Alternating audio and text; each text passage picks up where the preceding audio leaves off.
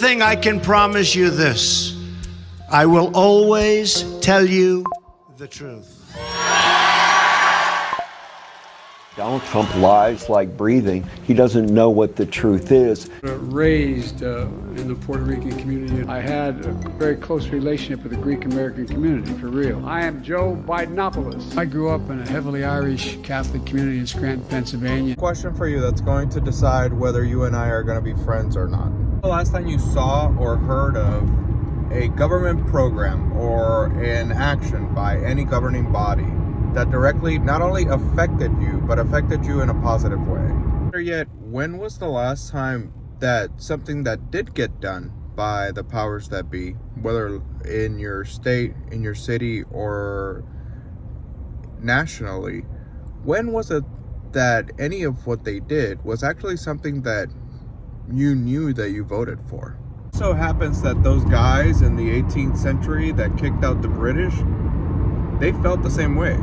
What's even crazier, you know what else we have in common with them? They were watching as the powers that be took their tax money and did whatever they wanted with it.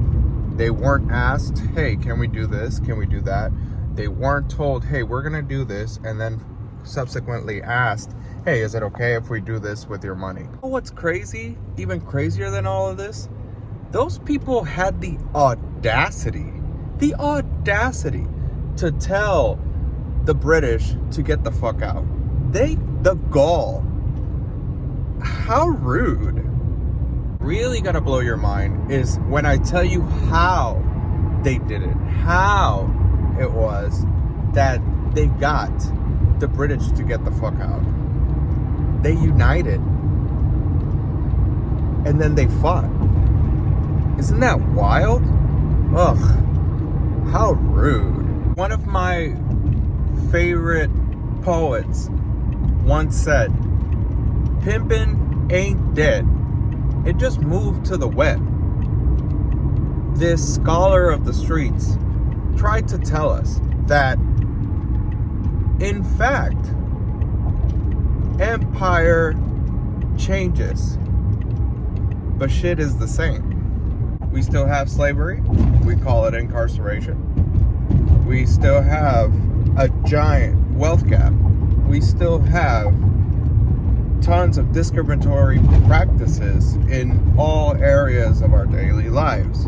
But to be fair, people are participating in the political system less and less every year, which leads to a group, a political class, if you will, to be the only ones that not only thoroughly understand how the wheels of power turn, but are the ones that are turning the wheels themselves, whether for good or bad. That is subjective. What is objective is that we no longer have civics classes. We leave it up to the people to figure out how to contact their representative, try to understand what proposed bills are on the floor so that they can pressure their Congress people to vote yay or nay. The fact that you can literally influence your local government to pass regulation that favors your community, and yet only a handful of people do it. And on top of that, we ostracize these people because when we see them in the media, oh, why are they causing a ruckus? It's so unpatriotic, it's so anti-American. No, it's the most American thing that you can do, to participate in the process and try to make change happen instead of sitting on your couch watching the Super Bowl when you know that the Chiefs are going to win again because the whole thing is rigged. Okay, well, if you don't like it, then get out.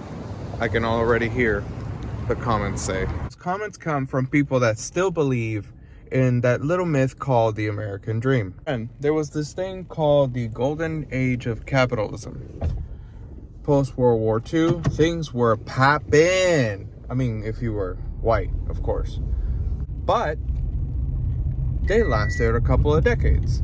And things were good. And nothing was bad, except China and the USSR. And back in those days, Johnny and Susie could afford a house, 2 or 3 kids, a dog, vacations, time off, when's the last time you took a day off? And sure, the comments will say, well, pick yourself up by your bootstraps. My friend, I have been, and I continue to do so. And so should you.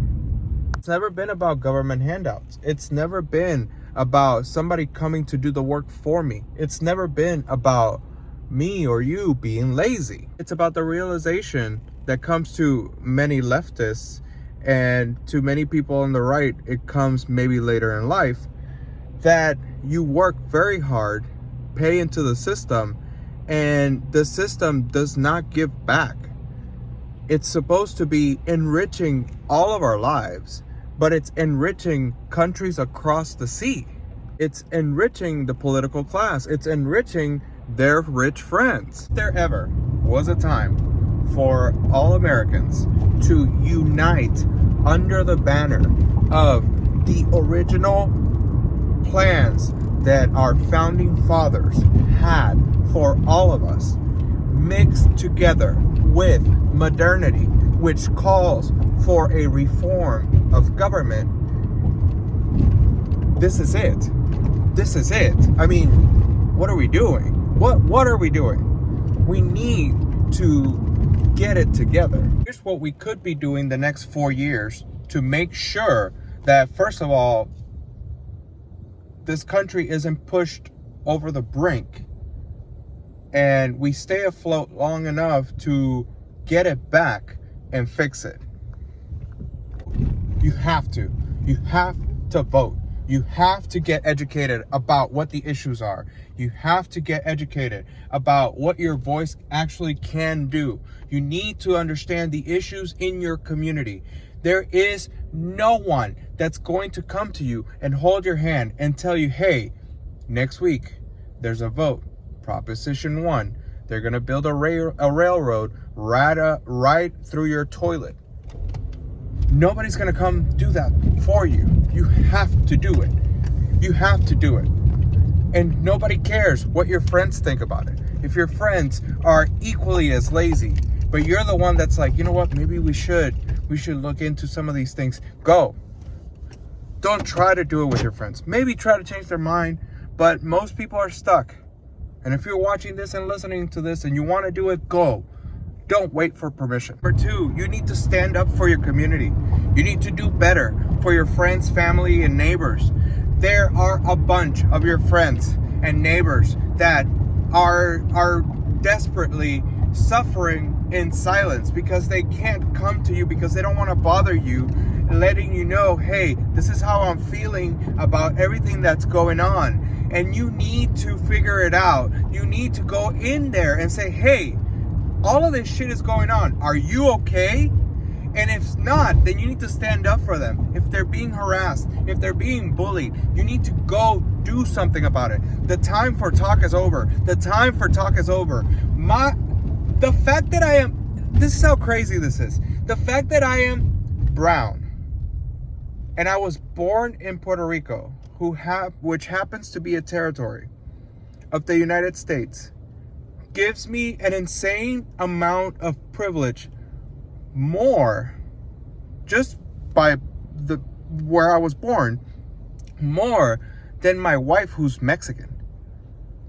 That makes no sense. That makes no sense. These are constructs of man. Who gives a crap where I was born? Why does that make me? It doesn't make me better. I should be getting bullied and harassed too. And I would bully and harass back. So there are a lot of people that are feeling powerless. There are a lot of people that don't have a voice right now, and they could have a voice, but they're too scared to stir the pot and get in trouble. So we need to be stronger for our friends, family, neighbors, communities. And the last thing you need to be ready for has nothing to do with party lines. It has nothing to do with who you voted for or who you did not vote for.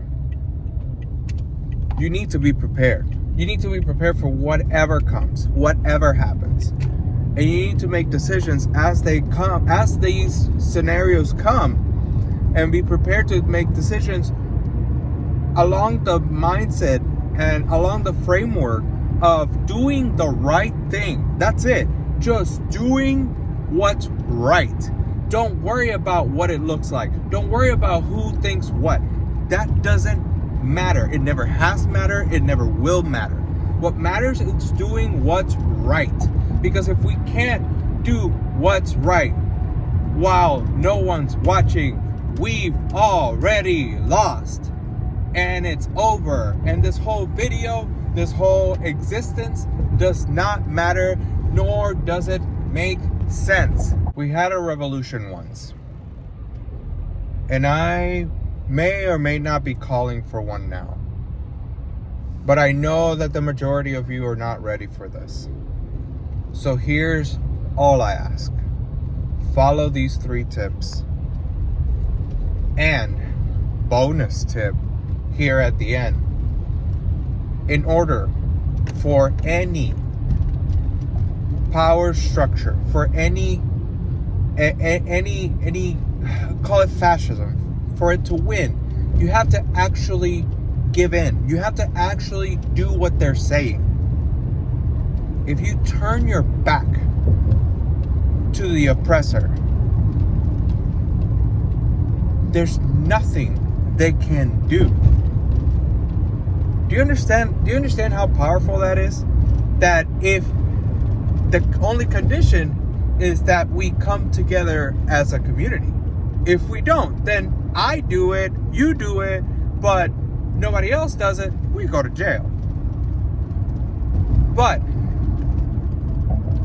power in the framework in which it exists right now has to respond to people, because it needs people to work in order to fill the coffers, in order to keep the machine going. So if we're willing to band together and forget party lines and forget every other divisive structure that they have constructed for you and I to be able to point to each other and say, you're different or you think different, therefore you suck. If we forget all of these things and band together, there's nothing that can stop us.